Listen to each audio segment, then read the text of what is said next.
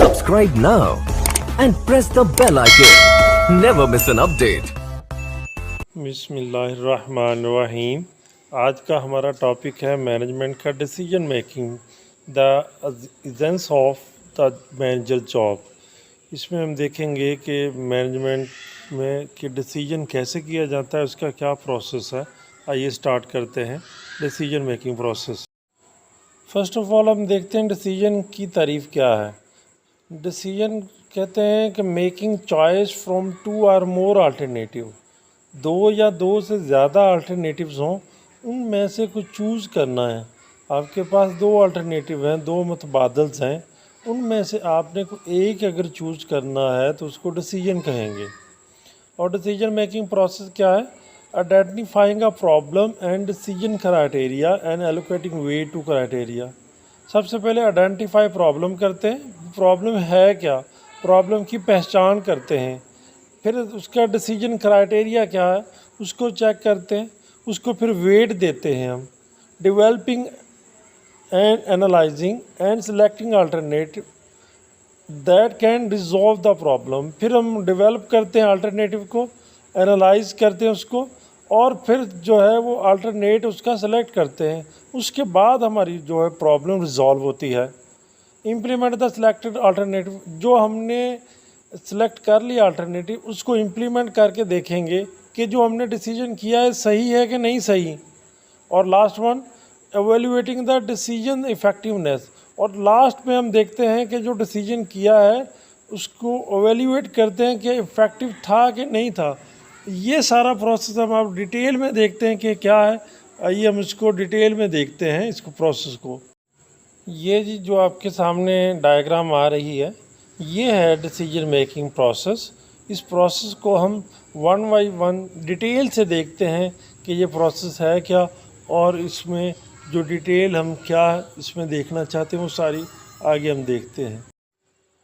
हाँ जी, तो सबसे पहले हम देखते हैं प्रॉब्लम की तारीफ़। प्रॉब्लम है discrepancy between an existing and desired state of affair. हमारी मौजूदा और जो डिज़ायर्ड है, जिसकी हम ख्वाहिश कर रहे हैं, हमारी मौजूदा क्या स्टेट है, स्टेट ऑफ अफेयर क्या है, और हमारी जो है वो डिज़ायर्ड क्या है, उनके दरमियान जो डिस्क्रिपेंसी होती है, जो उसमें फ़र्क होता है ना, वो प्रॉब्लम है। और करैक्टरिस्टिक्स ऑफ प्रॉब्लम में पहली जो करैक्टरिस्टिक्स है, problem become a problem when the manager become aware of it. कहते हैं प्रॉब्लम तब प्रॉब्लम बनती है जब मैनेजर जो है उसके बारे में जानता हो, अवेयर हो। जानता होगा तो प्रॉब्लम बनेगी, अदरवाइज जो है वो अगर जानता ही नहीं है तो वो प्रॉब्लम ही नहीं है उसके लिए। सेकंड करैक्टरिस्टिक्स है there is a pressure to solve a problem. उसके ऊपर प्रेशर भी हो सॉल्व करने के लिए, उसकी मैनेजमेंट जो है उसको कह रही हो कि आप इस प्रॉब्लम को सॉल्व करें, तब वो जो है वो प्रॉब्लम होगी। और third one, manager have the authority, information are resource needed to solve the problem. Authority भी हो उसके पास, इंफॉर्मेशन भी हो और रिसोर्सेज भी हों ताकि वो प्रॉब्लम को सॉल्व कर सके। अगर उसके पास अथॉरिटी, इंफॉर्मेशन, रिसोर्सेज होंगे तब वो प्रॉब्लम को सॉल्व कर सकेगा। अगर उसके पास अथॉरिटी नहीं है सॉल्व करने की तो प्रॉब्लम सॉल्व नहीं हो सकेगी। उसके पास कंप्लीट इंफॉर्मेशन नहीं होगी तो भी प्रॉब्लम सॉल्व नहीं होगी। और इस तरह अगर उसके पास प्रॉब्लम को सॉल्व करने के लिए रिसोर्सेज नहीं होंगे तब भी प्रॉब्लम सॉल्व नहीं होगी। इस तरह ये तीन करैक्टरिस्टिक्स हैं प्रॉब्लम के। सेकंड स्टेप है identifying decision criteria. Decision criteria are the factor that are important to resolving the problem. Problem को रिजॉल्व करने के लिए बहुत जो इम्पोर्टेंट या रेलिवेंट फैक्टर्स होते हैं डिसीजन क्राइटेरिया को, उनको भी आइडेंटिफाई करना है। First of all, cost that are incurred, कितनी कॉस्ट आएगी या इन्वेस्टमेंट रिक्वायर्ड होगी, कितनी कॉस्ट आएगी, वो हम आइडेंटिफाई करेंगे, वो हम इसकी पहचान करेंगे। Risk likely to be encountered या चांस ऑफ फेलियर, आपके रिस्क कितना है या फेलियर के कितने चांसेस हैं, नाकामी के चांसेस कितने हैं, रिस्क कितना इन्वॉल्व है, ये भी चेक करेंगे। Third one, outcome that are desired growth of the firm, तो आउटकम क्या है या फर्म की ग्रोथ कितनी होगी, फर्म की आउटकम क्या है, आउटपुट क्या होगी फर्म की, ये जो है वो हमारी होता है कि हम आइडेंटिफाई कर रहे हैं डिसीजन के लिए। और थर्ड वन है अलोकेटिंग वे टू क्राइटेरिया। अभी जो हमने क्राइटेरिया बनाया उसको वेट देंगे। उसमें क्या होता है, decision criteria are not of equal importance, assigning the weight to each item place the item in the correct priority order of their importance in the decision making process। हम जो भी चीज़ कोई परचेज करना फ़र्ज करना चाह रहे हैं तो हम इम्पोर्टेंस देंगे उसकी, उसको क्राइटेरिया, उसको वेट देंगे कि फ़र्ज करें अगर हमने टीवी ख़रीदना है तो 4 कंपनीज हमारे पास हैं टीवी के लिए, तो हम देखेंगे उसकी स्क्रीन सबसे बड़ी चीज़ कौन प्रोवाइड कर रहा है, उनकी कलर की ब्राइटनेस किस तरह से है, उनकी जो है वो प्राइस कैसी है। तो ये सब को हम हर एक एक चीज़ को उसकी जो है प्राइस को वेट दे देंगे, उसको जो है हम उसकी स्क्रीन को जो है वो वेट दे देंगे, उसकी कलर ब्राइटनेस को वेट दे देंगे।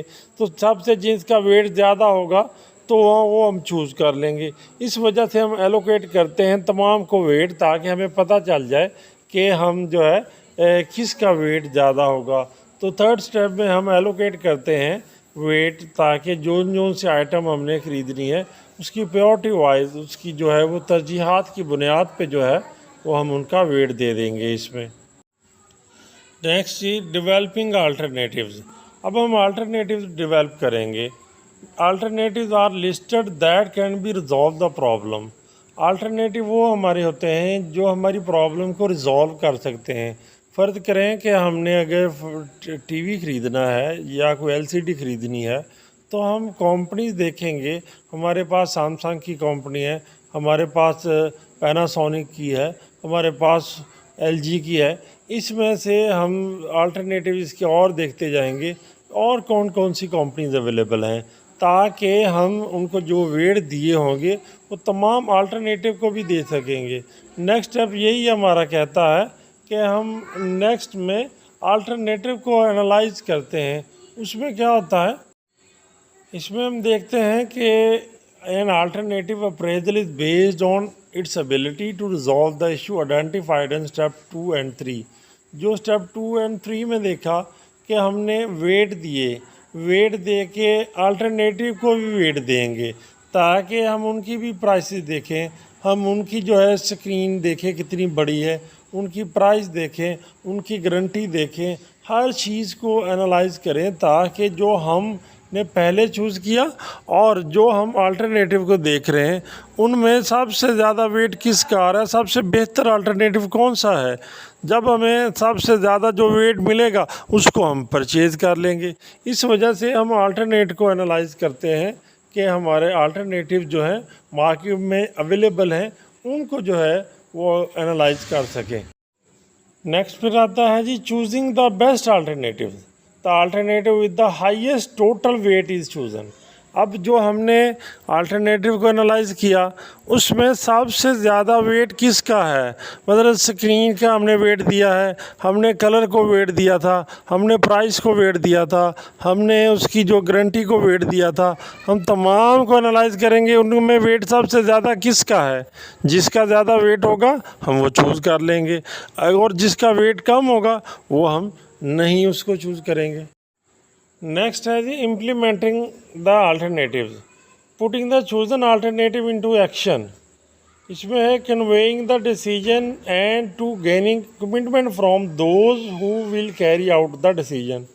जो हमने डिसाइड किया कि हम ये परचेज कर लेंगे उसको एक्शन में लाते हैं। एक्शन में लाने का मतलब है उसको हम चूज़ कर लेंगे। फ़र्ज़ करें हमने देखा कि पैनासोनिक का जो है वो वेट सबसे ज़्यादा है, प्राइस वाइज जो है वो सबसे बेटर है, जो उसकी क्वालिटी बेटर है, उसकी जो गारंटी सबसे ज़्यादा है, तो वो हमने इसलिए उसको चूज़ कर लिया। चूज़ करने का मतलब है उसको हम परचेज़ करके उसको घर ले आएंगे और उसको जो है वो देखेंगे कि इसकी वाकई क्वालिटी ठीक है, इसकी जो है जो कलर की ब्राइटनेस है, उसका रिमोट कंट्रोल, तमाम जो है वो चीज़ों को देखेंगे वो वाकई ही जो हमने डिसाइड किया वो उसके अकॉर्डिंग है कि नहीं। अगर जो है वो हम अल्टरनेटिव हमने जो परचेज़ किया है वो बेटर है तो हम कहेंगे हमारा डिसीजन भी ठीक हो गया है। एंड नेक्स्ट स्टेप है एवेल्युएटिंग द डिसीजन इफेक्टिवनेस। इसमें हम देखते हैं soundness of the decision is judged bye it's outcome, कि जो हमने डिसीजन किया है उसकी आउटकम क्या है। And how effective was the problem resolve, क्या जो हमारी प्रॉब्लम थी क्या वो रिजॉल्व हुई है कि नहीं। By the outcome resulting from the chosen alternative, हमने जो चूज़ किया है अल्टरनेटिव, अभी जो मैं पहले एग्जांपल बता रहा था कि पैनासोनिक हमने परचेज़ किया है, उसने हमारे जो है वो प्रॉब्लम को रिजॉल्व किया है या नहीं किया। अगर तो बेटर रिजॉल्व किया है तो बहुत अच्छा, इसका मतलब है हमने डिसीजन किया।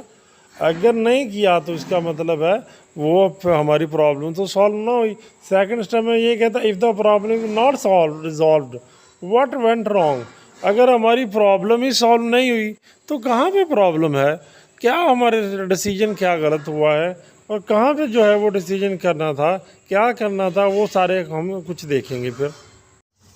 अब आते हैं जी decision making style. Decision making style में 4 टाइप के डिसीजन हैं। पहला डायरेक्टिव। डायरेक्टिव स्टाइल में use minimum information and consider few alternative. इसमें इंफॉर्मेशन जो है वो मिनिमम होती है, मिनिमल इंफॉर्मेशन होता है, कम से कम इंफॉर्मेशन कम से कम होती है और आप फ्यू अल्टरनेटिव्स आपके पास होते हैं। अगर बुक में देखा जाए तो उसकी तारीफ देखें, people with the directive decision making style tend to make quick decision with the little input from the others.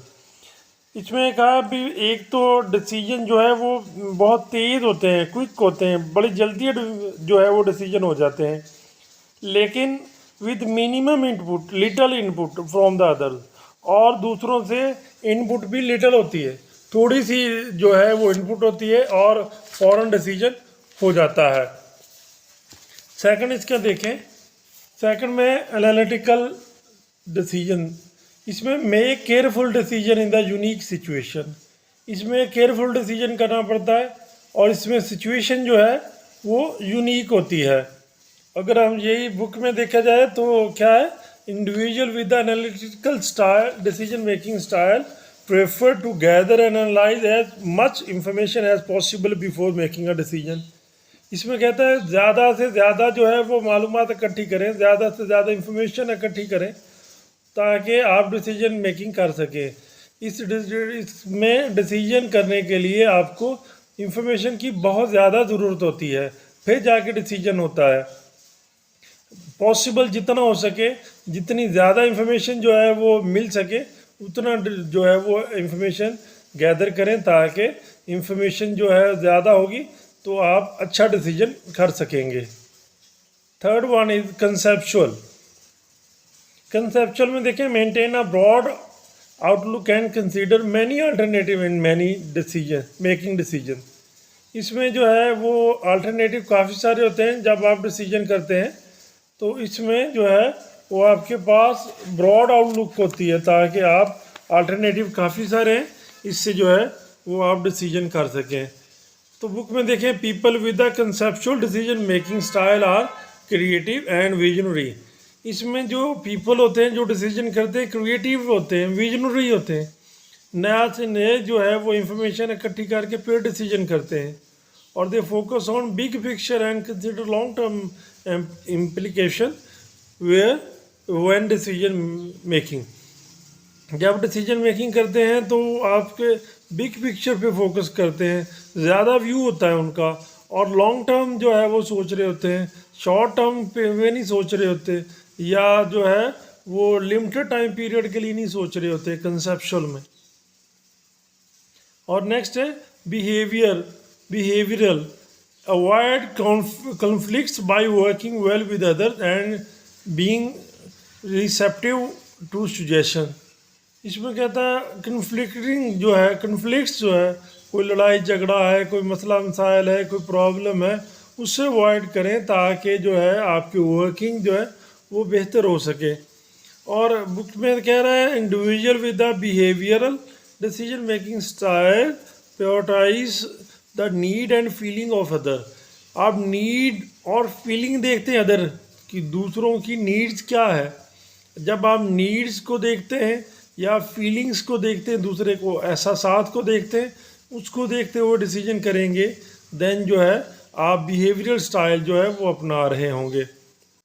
और फिर नेक्स्ट जो है लास्ट है इंट्यूटिव स्टाइल्स। ये बुक में ही है, ये जो है वो स्लाइड में नहीं है। Intuitive style decision making style rely on gut feeling, instinctive and past experience to guide their decision. इसमें आप जो है आपकी फीलिंग, आपकी जो पास्ट एक्सपीरियंस है, आपकी जो पहले की मालूमात है, जो आपका पहला नॉलेज है, उसकी बेस पे जो है वो आप डिसीजन मेकिंग करते हैं। इसको जो है वो देखते हुए जो डिसीजन करेंगे इंट्यूटिव डिसीजन मेकिंग स्टाइल होगा। ये आपका डिसीजन मेकिंग स्टाइल थे सारे, इसको पढ़ें। जहाँ से जो है वो आपको कोई मसला हो वहाँ से आप पूछ सकते हैं। ओके जी, अल्लाह हाफिज़।